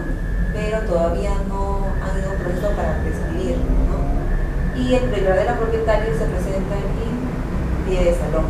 Ya fuiste. Entonces, La prescripción no se opone como excepción. Es en vía de acción. En ese caso, entonces dicen, no, pero no has iniciado, ¿no? No te han declarado. Entonces no te han declarado. No te han declarado. A menos que simplemente continuamente se le entiende que Claro, está bien. claro. Ese es el tema, que la prescripción adquisitiva de dominio no puedes oponerla como excepción a la acción, porque es un derecho que se adquiere en vía de acción, que se formaliza. Es un derecho que se formaliza. Vas al juez para que te formalice, pero si no vas al juez todavía no, tu derecho no es oponible a terceros, a pesar que lo tienes. Ahí viene pues la oponibilidad de tu derecho y es otro tema, que es igual a el 949 del Código Civil. El Código Civil dice, se adquiere la propiedad por el consentimiento, solo por el consentimiento. ¿No? ¿Qué te dice? El obligado a transferir la propiedad, 949, tienes el Código Civil para verlo exactamente. Teoría francesa, ¿no? No teoría alemana. Teoría alemana, el registro es constitutivo del derecho. Si no lo registras en los registros públicos, no tienes el derecho a pesar de que tengas el contrato. ¿Tienes? Sí. ¿Qué dice? 949. La sola obligación de enajenar un bien, un inmueble determinado hacia el acreedor propietario. Ya es suficiente. Salvo pacto de represión, que es el pacto de reserva de propiedad, que algunos no lo quieren hacer valer. En fin, la sola obligación de enajenar un inmueble hacia el acreedor propietario. La sola obligación. ¿Quién es propietario? El acreedor de la obligación. Él es propietario. ¿Cuál es el título? La obligación a través de la cual el vendedor se ha comprometido a trasladarte. Ahora, esa obligación que te hace propietario puede estar contenida en diferentes formalidades, de menor a mayor. Contrato verbal, manifestación de voluntad tiene que haber, y tiene que haber contrato, ¿no es cierto? Puede ser un contrato verbal. Te vendo mi casa, te pago, no te firmo nada. ¿Quién es el propietario? El que compró, él es el propietario. La pregunta es, pero nadie me va a reconocer. Eso es otra cosa, eso es oponibilidad. Ese derecho que tú tienes no se lo puedes oponer a nadie, porque hasta el propio vendedor te desconoce. Tienes el siguiente nivel, el contrato privado. Un contrato privado, en un periódico, en un hojita, en una servilleta. Ese contrato privado con firmas, la oponibilidad es mínima. Solo la puedes oponer al vendedor, a nadie más. Porque ahí está su firma y solo para él vale. Porque un tercero que desconoce eso, puede ser el nuevo propietario por escritura pública, el registro público, ya perdiste. El siguiente nivel, minuta. Contrato privado metido a la notaría. Ese ya tiene un poco más de oponibilidad. Ya se opone a todos los de abajo, al contrato verbal, al contrato privado de la servilleta y por tiempo, preclusión a las otras minutas. El siguiente nivel, elevado a escritura pública. Ya es elevado a escritura pública, su oponibilidad no es erga omnes. Todavía no. Solamente es a mediano, todos los de atrás. Minutas, privados, verbales. Él siempre va a prevalecer. Y finalmente el perfeccionamiento elevado a escritura pública. Perdón, a los registros públicos. Bajo los principios de publicidad, ¿no? Y tracto sucesivo. Entonces, recién allí tu acto jurídico compra-venta adquiere la oponibilidad erga omnes. Entonces, recién allí tu propiedad no puede ser discutida por nadie. Por eso es el perfeccionamiento de la propiedad, ¿no? Entonces, hablábamos de esto por la prescripción adquisitiva de dominio, ¿no? Por la prescripción, sentencias declarativas. Muy bien, ¿qué es una sentencia constitutiva? ¿No? Es aquella que crea, modifica o extingue una determinada relación jurídica, sin limitarse a la pura declaración del derecho. Desde el momento en que se produce, esta sentencia surte efectos, extingue una relación, el divorcio, por ejemplo, ¿no? Disuelve el vínculo laboral, el vínculo matrimonial, ¿no? Es una sentencia constitutiva. Una sentencia de condena es aquella que contiene una obligación o impone a las partes una determinada prestación, que puede ser en sentido positivo de dar o de hacer, o en sentido negativo de no hacer. Ejemplo, la sentencia que ordena el pago de una determinada suma de dinero, ¿no? Eso es por su finalidad, por su eficacia. Tenemos sentencias interlocutorias, sentencias consentida, ejecutoriada, sentencia definitiva, ¿no? ¿Qué es una sentencia interlocutoria? Este nuevo pleno del Tribunal Constitucional ingresó modificando su calificación de autos o de resoluciones. El tribunal tenía, en el Poder Judicial hay decretos, autos y sentencias. El Tribunal Constitucional, para distinguirse, hizo la siguiente modificación en su quehacer jurídico, ¿no? Resoluciones a los autos y sentencias a las sentencias. Pero resoluciones son todas, porque resolución es el género y sentencia y auto es la especie. Pero válidamente, en vez de auto dijo resoluciones. Y así tenía el trato, resoluciones, y salía en todas las resoluciones improcedente, no se pronunciaba por el fondo. Solo en lo que era pronunciamientos de fondo expedía sentencia y tenía otro formato. Eso fue desde el 96 que ingresó el Tribunal Constitucional en reemplazo del Tribunal de Garantías Constitucionales de la Constitución de 1979, y a partir del 96 con el nuevo ingreso del Tribunal Constitucional, ¿no? En funciones, y los nuevos magistrados, resoluciones y sentencias. Para distinguirse de todo lo anterior, el nuevo pleno del 2014 creó las sentencias interlocutorias. ¿Qué son las sentencias interlocutorias? Lo que eran antes las resoluciones y lo que en el Poder Judicial se llaman autos. ¿Ya? Son las sentencias interlocutorias. Pero claro, estas sentencias interlocutorias expedidas sin el respeto del derecho de defensa, inmediación y cosas por el estilo, ¿no? Desgraciadamente lo dijeron, crearon un precedente de Vázquez Romero, 987-2014, y salió, pues. Y a partir de ahí tenemos que los recursos de agravio constitucional arriba te hacen una nueva revisión, a pesar que ya te calificaron por la procedencia de segunda instancia, arriba te vuelven a calificar y dicen improcedente. Oiga, pero ya en el Poder Judicial me dijeron que sí es procedente. Ah, no, nosotros fue improcedente. Y lo has calificado sin mi presencia, no me das la oportunidad de informar, no me das la oportunidad de nada. Bueno, en fin, es la nueva calificación. Estas son las sentencias interlocutorias, ¿no? Traigo el ejemplo porque ya tenemos en nuestro sistema la denominación en uso en el proceso constitucional, ¿ya? Normalmente estas sentencias interlocutorias son de influencia del derecho comparado, ¿no? No es de nosotros, es del derecho comparado. Ya la tenemos en uso en nuestro país por el Tribunal Constitucional y son aquellas, pues, que rechazan liminarmente los recursos de agravio constitucional, ¿no? Sentencias interlocutorias. Muy bien. Son aquellas que se pronuncian sobre algún incidente o articulación, ¿no? Antes de la sentencia final, conocida así en el derecho comparado. En el derecho nacional constituye un auto y no una sentencia, ¿no?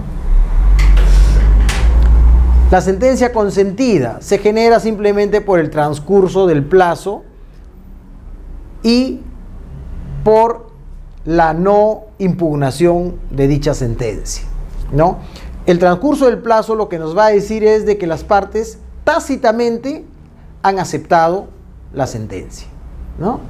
O cuando existe una renuncia expresa al medio impugnatorio. En ese caso tenemos un consentimiento expreso, porque existe pues la renuncia a recurrir de la sentencia de primera instancia. Las partes pueden renunciar a recurrir la sentencia, ¿no? Siempre y cuando se trate de derechos disponibles, ¿no? Las partes, bueno, ¿sabes qué? Una sola instancia, no hay que ir hasta la Corte Suprema. ¿Estás de acuerdo o no estás de acuerdo? Se puso en el Código Procesal Civil, no se ha utilizado por la desconfianza de nuestros jueces, ¿no? Mucha desconfianza, nadie quiere pues someterse a muerte rápida, a muerte súbita. Todos quieren terminar en la Suprema. Y si pierden ahí, en el Tribunal Constitucional. Recién ahí. Muy bien. ¿Qué es una sentencia ejecutoriada? Aquella revisada por el superior. No es la sentencia ejecutada. Es distinto.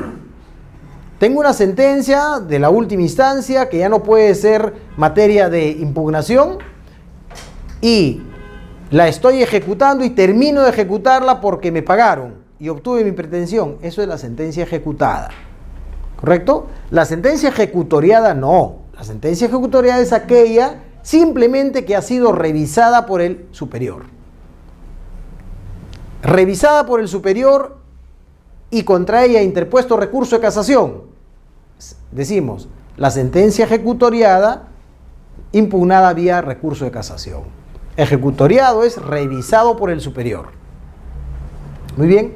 Sentencia definitiva, aquella contra la que se ha agotado todos los medios impugnatorios. Ya no cabe ningún medio impugnatorio. Y adicionalmente es definitiva porque se ha pronunciado por el fondo. De lo contrario, todavía puede volverse a discutir, siempre y cuando haya plazo, ¿no? Estamos terminando con eso, con lo que son sentencias y con la etapa decisoria, ¿no? Con la etapa decisoria.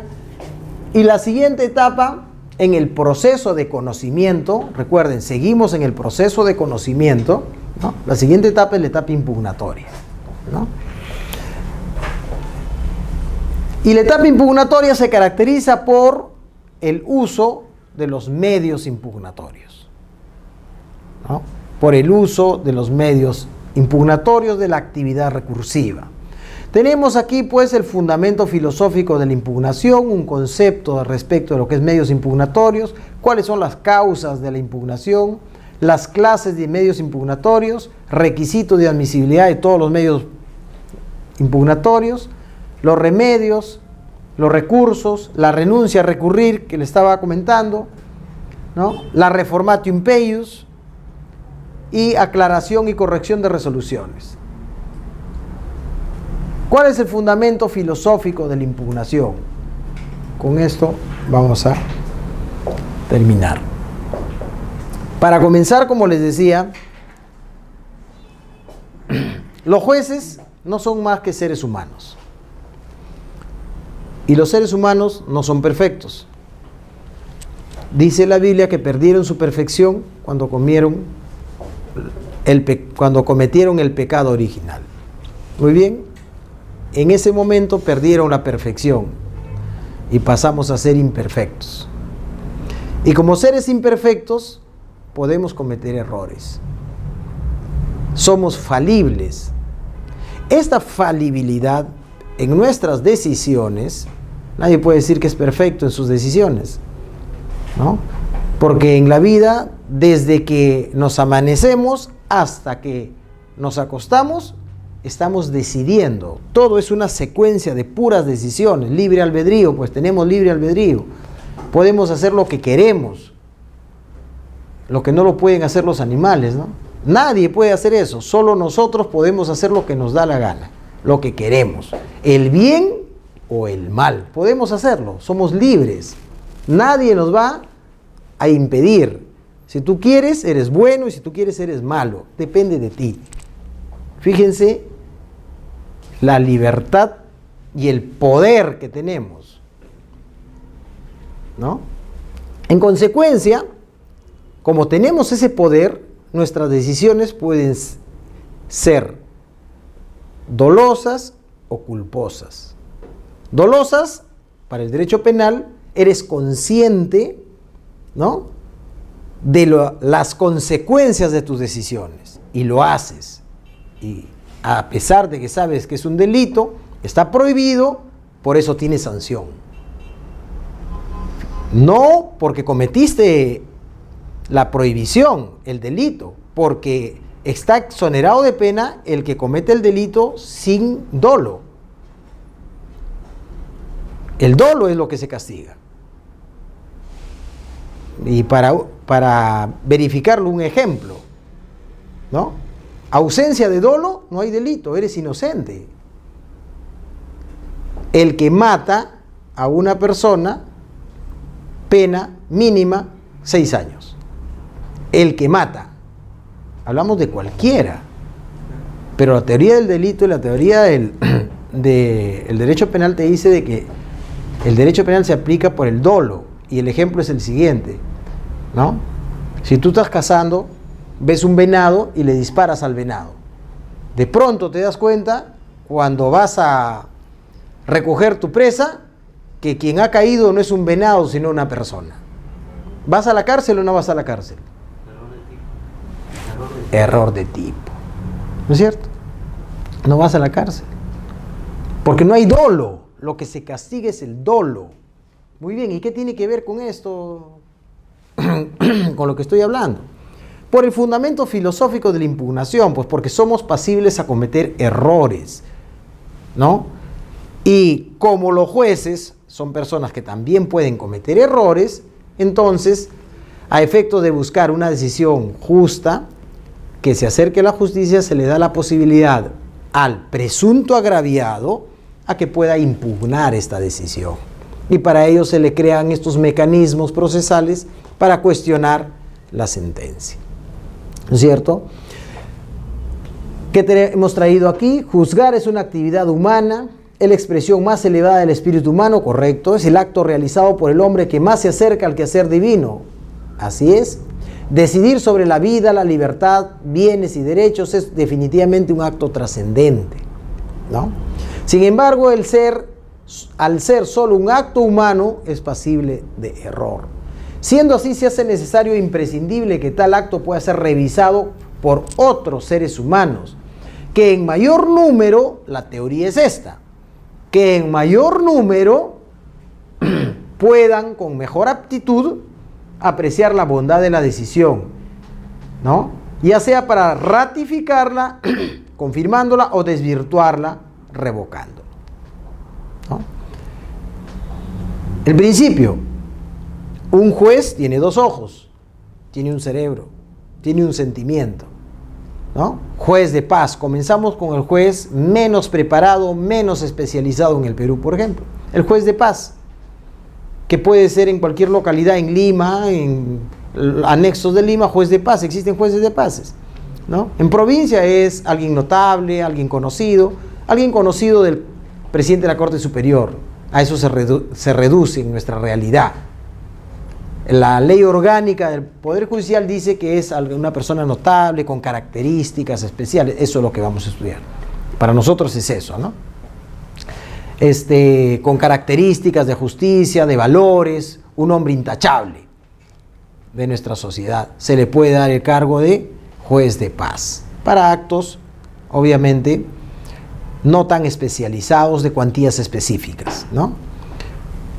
El siguiente nivel, en preparación, juez de paz letrado. También tiene su competencia. El siguiente nivel, un juez especializado totalmente. Un juez especializado en familia, laboral y mil cosas. Especializado. El siguiente nivel ya no es un juez, porque ya tenemos un juez especializado completamente, ya no tenemos un solo juez. Puede ser entonces 2 jueces. No, pues puede haber empates. Si los 2 opinan diferente, hay duda, nadie puede resolver, tiene que haber un dirimente. 3 jueces entonces, tribunales de 3 jueces. Recuerden que nuestro sistema procesal no es igual al sistema procesal de otras regiones. Por ejemplo, en Rusia, ¿no? El Tribunal Superior es de un juez o de 16 jueces. Es arbitraria la decisión.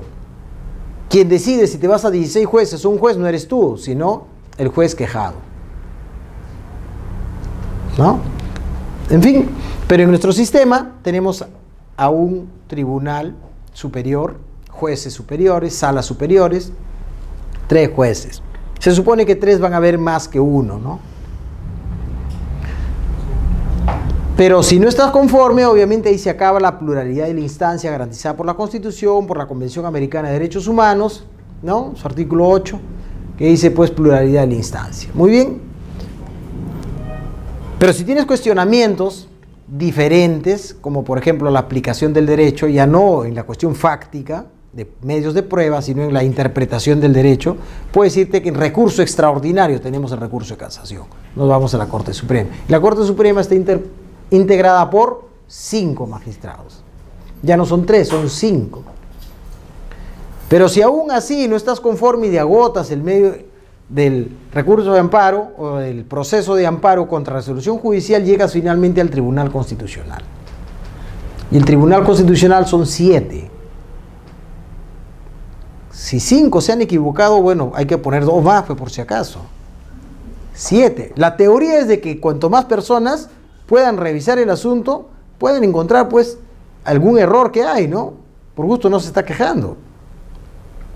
Aunque hay querulómanos que les gusta pues irse hasta la Corte Interamericana de Derechos Humanos, previa denuncia de la Comisión Interamericana de Derechos Humanos. La comisión te lleva, no vas directamente, ¿no? Primero vas a la comisión coge tu caso y si considera que te denuncia ante la Corte y ya te puedes defender. Muy bien. La Corte Interamericana de Derechos Humanos, 7 jueces también. Pero ¿quién se lleva las palmas en número? Es la Corte Internacional de Justicia, ¿no? Que resolvió el diferendo entre Perú y Chile, ¿no?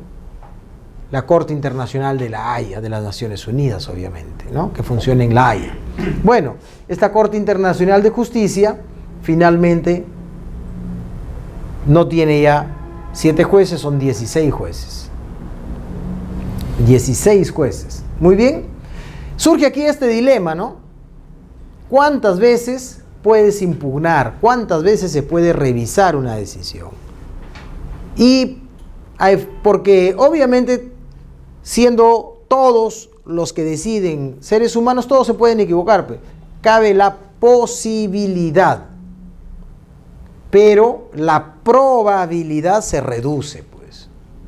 Una cosa es la posibilidad y otra cosa es la probabilidad. Como posibilidad, el hombre ha llegado a la luna. Tú eres hombre, ¿puedes llegar a la luna? Difícil, ¿no? Como probabilidad, tiene 0 probabilidades, de repente 0,01, pues, ¿no? Para eso tendrías que ser astronauta y 1000 cosas, ¿no? Prácticamente 0 probabilidades, pero sí posibilidades, ¿no? Esas son cosas distintas. Entonces, posibilidades de que exista tanto error se reduce, ¿no? No decimos que se descarte, no. Pero lo que importa es reducir las probabilidades de error. Y en este escenario, por seguridad jurídica, porque tampoco podríamos tener una situación de indeterminación de manera eterna, por seguridad jurídica, el derecho internacional y en el derecho comparado se ha establecido también como derecho fundamental ya desde la Constitución de Juan Sin Tierra en 1214 o 1215, ¿no? 1215, el derecho a la revisión de las decisiones, ¿no? La doble instancia. Desde allí viene el derecho a la doble instancia, ¿no? Y esa doble instancia se ha incorporado en la Convención Americana de Derechos Humanos a todos los países suscribientes para nuestro caso, para la región. Y esa garantía constitucional se ha incorporado en nuestra Constitución Política del Perú en el artículo 139, inciso 6 de la Constitución. Pues bien, la fiabilidad del acto humano no puede pues conducirnos a un reexamen permanente de la decisión, porque si así fuera, los fines del proceso, es decir, resolver conflictos de intereses y a través de ello lograr la paz social, no se alcanzaría, sería una utopía, pues, ¿no? Por ello, se establecen un número mínimo de posibles exámenes y en el Perú se cumple esta doble instancia con la revisión de sentencia del segundo grado. Con la revisión de esa decisión se cumple con el pacto o la Convención Americana de Derechos Humanos. ¿Qué dice el Tribunal Constitucional al respecto? El derecho a la pluralidad de instancia, el derecho de acceso a los recursos o a recurrir las resoluciones judiciales es una manifestación implícita del derecho fundamental a la pluralidad de la instancia, reconocido en el artículo 139, inciso 6 de la Constitución, el cual a su vez forma parte del derecho fundamental al debido proceso, reconocido en el artículo 139, inciso 3 de la Carta Fundamental. Sentencias, ahí tienen las sentencias. Convención Americana de Derechos Humanos, artículo 8, inciso 2, parágrafo 6. ¿Qué nos dice? Toda persona tiene derecho a recurrir del fallo ante un tribunal superior. Muy bien. Vamos a seguir con un poco más para completar la tardanza que se produjo hoy día. Como concepto, ¿qué son los medios impugnatorios? ¿No? ¿Qué entendemos por medios impugnatorios? Los medios impugnatorios son mecanismos, ¿no? Mecanismos creados por la ley que le conceden a las partes y a los terceros legitimados, ¿no?, la posibilidad de solicitar un nuevo reexamen de la decisión por un superior, ¿no?, de un acto procesal con el que no se está conforme o porque se presume que contiene o está afectado por un vicio o un error. ¿Cuál es la finalidad? Que se anule o se revoque total o parcialmente. Entonces, palabras claves: vicio o error, nuevo examen, y que se pueda anular o revocar, ¿no? Anular o revocar. Causas de la impugnación: los errores en los que se ha incurrido o los vicios en los que se ha cometido. Tenemos pues entonces errores injudicando, errores improcedendo y errores incogitando, ¿no? Eso vamos a terminar. ¿Qué son los errores injudicando? Son aquellos errores conocidos como los errores del juicio, del razonamiento, ¿no?, caracterizados por una indebida aplicación de una norma, por la interpretación inadecuada de una norma, ¿no? Referidos a la subsunción. Referidos a la subsunción que se tiene que hacer del hecho fáctico debidamente acreditado con la consecuencia jurídica que le corresponde. ¿Ah? Ahí tenemos que es un error del juez que le lleva a una subsunción errónea de los hechos a una norma jurídica que no le es aplicable, ¿no? Por ello, generalmente se presenta con la violación del ordenamiento sustantivo, o se aplica indebidamente una norma, se inaplica o se interpreta erróneamente, ¿no? Se refiere al contenido del proceso. Errores injudicando, los errores improcedendo, son aquellos vicios o errores referidos a la actividad o defectos en la construcción del proceso, ¿no? Es un error que se produce debido a la afectación del debido procedimiento, en el procedimiento, errores en el cumplimiento de la formalidad, en la obtención de los actos procesales. Se constituyen como irregularidades o defectos del procedimiento. El procedimiento es un conjunto de actos procesales. Perdón, el proceso es un conjunto de actos procesales. Cada acto procesal tiene un conjunto de requisitos, ¿no? Sustantivos y adjetivos.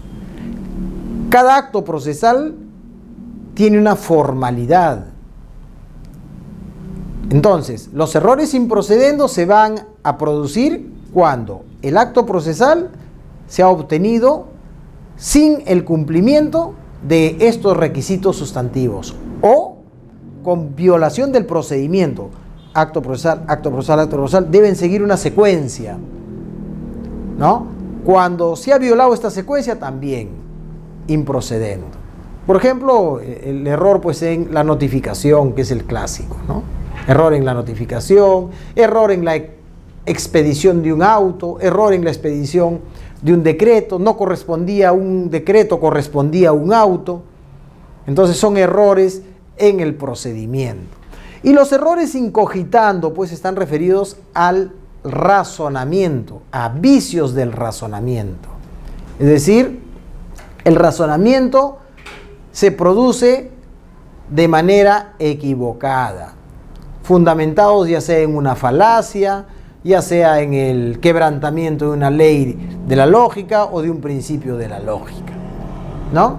Se produce cuando hay ausencia o defecto de una de las premisas del juicio, cuando se viola las leyes o los principios de la lógica, o cuando existe falta de motivación o motivación defectuosa, ¿no? En los errores incogitando, pues, se encuentra estos defectos en la congruencia de la motivación. Hemos visto lo que es la congruencia, lo que es la motivación, en los errores incogitando, ¿no? Yo creo que hasta aquí lo dejamos. Ya mañana, el viernes, continuamos con lo demás. ¿Ya?